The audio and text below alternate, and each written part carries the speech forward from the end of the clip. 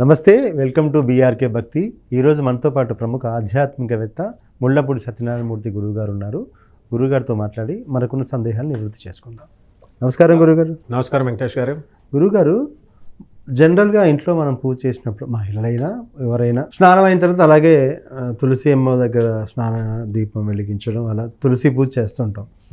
అలాగే కొంతమంది ఉదయం కుదరకపోతే సాయంత్రం కూడా స్నానం చేసిన తర్వాత సాయంకాలం సమయంలో తులసి పూజ. ఏది బెటర్? ఉదయం చేస్తే ఎక్కువ పుణ్యం వస్తుందా, సాయంత్రం చేస్తే ఎక్కువ పుణ్యం వస్తుందా? ఏ సమయంలో తులసి పూజ చేయాలి చెప్పండి. తులసీదేవి పూజ మగవాళ్ళు ఆడవాళ్ళు ఇద్దరు చేయొచ్చు. ఓకే, అది ఫస్ట్ పాయింట్. చాలా మందికి పాపం ఆడవాళ్ళే చేస్తారని.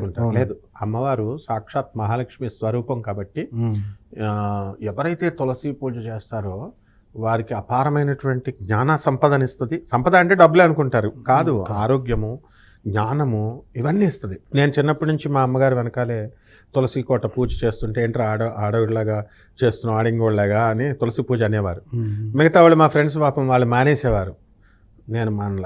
అమ్మవారి పూజ కాబట్టి కంపల్సరీ అమ్మవారు ఉపాసన చేసే ప్రతి ఒక్కళ్ళు ఏ అమ్మవారు పూజ చేసినా తులసి పూజ చేయాలి.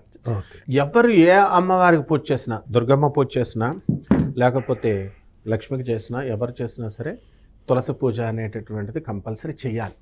దేవి పూజ చేసే వాళ్ళు కంపల్సరీ చేయాలి తులసి. ఈ ఉదయం చేస్తే ఎక్కువ పుణ్యం వస్తుందా, సాయంకాలం చేస్తే ఎక్కువ పుణ్యం అనేది భగవత్ నామం ఎప్పుడు చేసినా సరే ఎప్పుడు పుణ్యమే.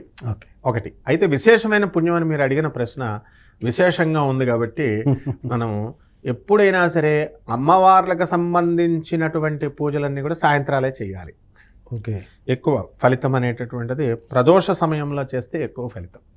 ఎందువల్లంటే అమ్మవారిలో రెండు డివైడ్ చేసేసుకున్నాం మనం. మగదేవుళ్ళంతా మార్నింగ్, ఆడదేవుళ్ళంతా ఈవినింగ్ అని పెట్టేసుకున్నాం. మరి అంటే శివయ్య కూడా ప్రదోషమే ఇంపార్టెంట్ అంటే, శివుల్లో మా అర్ధనారీశ్వర తత్వం కదా, పార్వతి ఉంది కదా, మిగతా విష్ణువులో లేదు. అలా అందుకని అలా పెడతారు. అయితే ఫ్రెష్ అసలు ప్రాక్టికల్గా చూడాలంటే ఉదయం చేయడమే కరెక్ట్. ఎందువల్లంటే ఇప్పుడు మామూలుగా ఇంట్లో ఉంటాడు, వాడు లేస్తాడు, స్నానం చేస్తాడు, ఫ్రెష్గా ఉంటుంది. ప్లస్ రెండవది బయటికి వెళ్ళిన తర్వాత సాయంత్రం 6 గంటలకు రావాలనుకుంటాడు, కానీ ఏదో పనిలో చిక్కుకుపోతాడు. ఒకసారి కాదు, 2 సార్లు, 3 సార్లు, 4 సార్లు అలా నేనే మిస్ అయిపోయాను చాలా సార్లు. కాబట్టి సాయంత్రం పూజ ప్రాక్టికల్లీ ఇంపాసిబుల్. కాబట్టి ప్రతి ఒక్కళ్ళు కొంచెం తక్కువ పుణ్యం వచ్చినా మనం ఉదయం చేసుకోవడమే మంచిది. ఒకటి. రెండవది, తడి బట్టలతో చేయకూడదు. చాలామంది ఏం చేస్తారంటే తడి టవల్తో దేవుడి దగ్గరికి వెళ్ళేసి దండం పెడతారు. చాలామంది గురువులు చెప్తున్నారు తడి బట్టతో మనం చేయకూడదని. దానికి కారణం ఏమిటో కాదు, విశేషంగా ఏమి లేదు.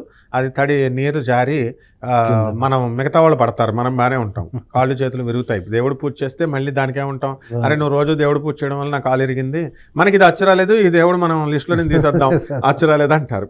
అందువల్లనే కొంతమంది దేవుళ్ళు అచ్చురాలేదని అంటారు. విచిత్రం ఏంటంటే నేను చూశాను, నా బంధువుల్లోనే తిరుపతి దొంగతనంగా వెళ్ళాలట. వాళ్ళు వెనక నుంచి వెళ్ళాలట తిరుపతి. అంటే యాత్రకు వెళ్ళేటప్పుడు చెప్పి వెళ్ళకూడదట తిరుపతి అని, దొంగదారిలో వెళ్ళాలి. ఎందుకంటే వెంకటేశ్వర స్వామి వాళ్ళకి కలిసి రాలేదట.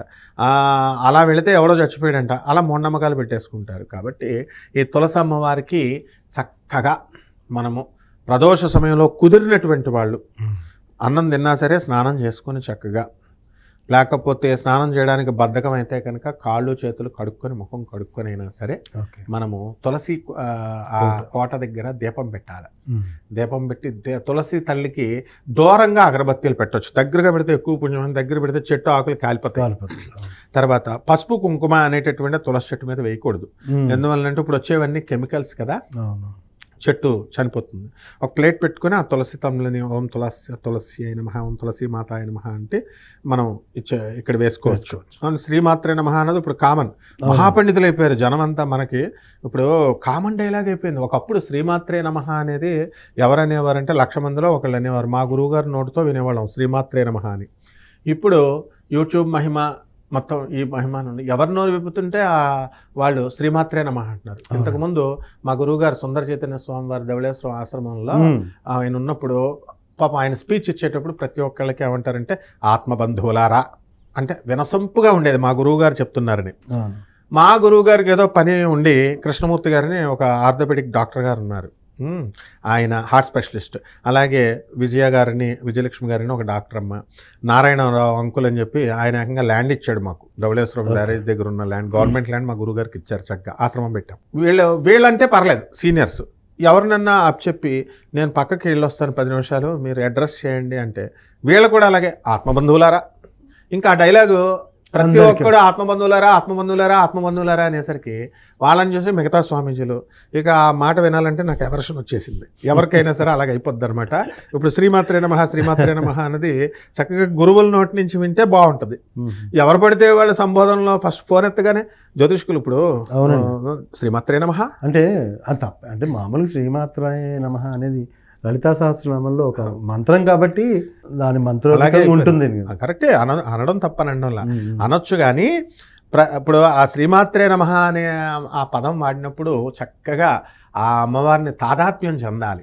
అలాగా ఈ ఓ శ్రీమాత్రే నమః అనేటటువంటి నామంతో కూడా ఇక్కడ చేసుకోవచ్చు అంటున్నాను. శ్రీ తులసి నమః లేదా శ్రీమాత్రే నమః చాలు సింపుల్గా ఈ రకంగా కనుక చేసుకొని ఇక నైవేద్యాలు ఏమంటే రోజుకొక నైవేద్యం పెట్టాలా అండి అని అవసరం లేదు. పాయసాన్నం, దద్దోజనం, చక్కెర పొంగలి ఇలాంటివే అవసరం లేదు. శ్రీకృష్ణ పరమాత్మ డైరెక్ట్ భగవద్గీతలో చెప్పాడు. పత్రం పుష్పం ఫలం తోయం, పువ్వు పెట్టచ్చు, ఆకు పెట్టచ్చు, ఫలం పండు పెట్టచ్చు, నీళ్లు నైవేద్యం కనిపెట్టచ్చు. నాకు అలా చెప్తే భగవద్గీతలో చిన్నప్పుడు ఇదేంటండి గురుగారు ప్రసాదం అంటే తినేది పంచదార పెడితే మా ఇంట్లో వద్దనేవారు. ఏదన్నా నాకు మైండ్కి ఎలా వచ్చింది తినే వస్తువే పెట్టాలి ప్రసాదం అంటే, పండు కానీ ఏదన్నా బూందీ కానీ లేకపోతే అన్నం కానీ పెట్టాలి తప్ప ఈ పత్రం పుష్పం అంటాడు ఏంట్రా నాయన కృష్ణుడు అనుకునేవాడిని. అది కూడా పెట్టచ్చు. కాబట్టి అది ప్రసాదము అంటే అర్థం ఏమిటంటే మనం పెట్టేది భగవంతుడికి నివేదన అంటే మనం నివేదిస్తున్నాం.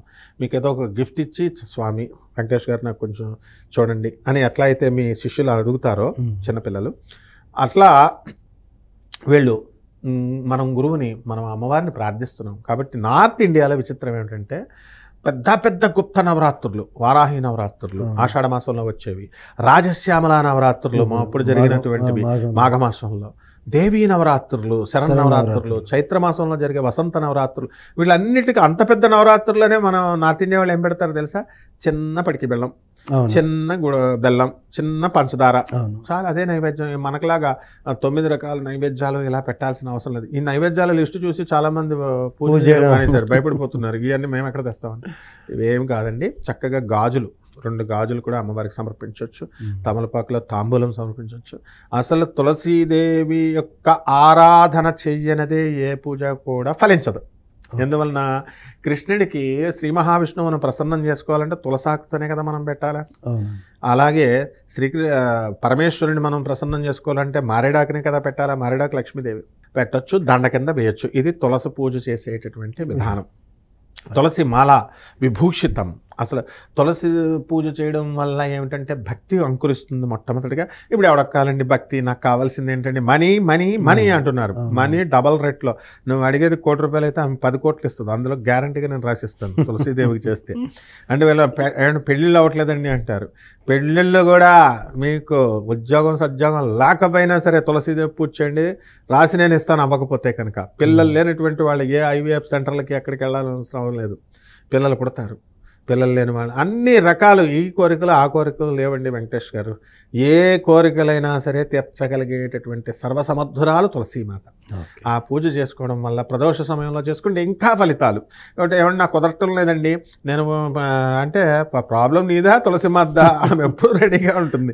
నువ్వు కుదుర్చుకోవాలి, దట్స్ ఆల్. ఇప్పుడు అపాయింట్మెంట్స్ కోసం వస్తారు కదా, ఒకసారే చూస్తారు వాళ్ళు. ఒకసారి కలవలేదనుకోండి అంతే వెళ్ళిపోతారనమాట. అలా తయారైపోయారు జనం. దేవుడి దగ్గర కూడా అదే బ్లాక్మెయిల్ తయారైపోయింది. కుదరదు, తోలు తీసేస్తారు. తులసీదేవి అమాయకురాలే కాదు, తోలు తీసేయడంలో ఒక నెంబర్ 1 దైవతత్వంలో. That is called negative energy and positive energy. అందుకనే మాయా యా దేవి సర్వభూతేషు మాయారూపేణ సంస్థ నమస్తస్యై నమస్తస్యై నమస్తస్యై నమో నమః అన్నారు. కాబట్టి ఈ జగజ్జనని అయినటువంటి ఆ తులసీమాతని మీరు చెప్పినట్టుగా ప్రదోష సమయంలో చేసుకుంటే ఎక్కువ ఫలితాలు వస్తాయి. వెంకటేష్ గారు తులసీమాత గురించి పూజా విశేషాలు చాలా చక్కగా తెలియజేశారు సార్. ధన్యవాదాలు.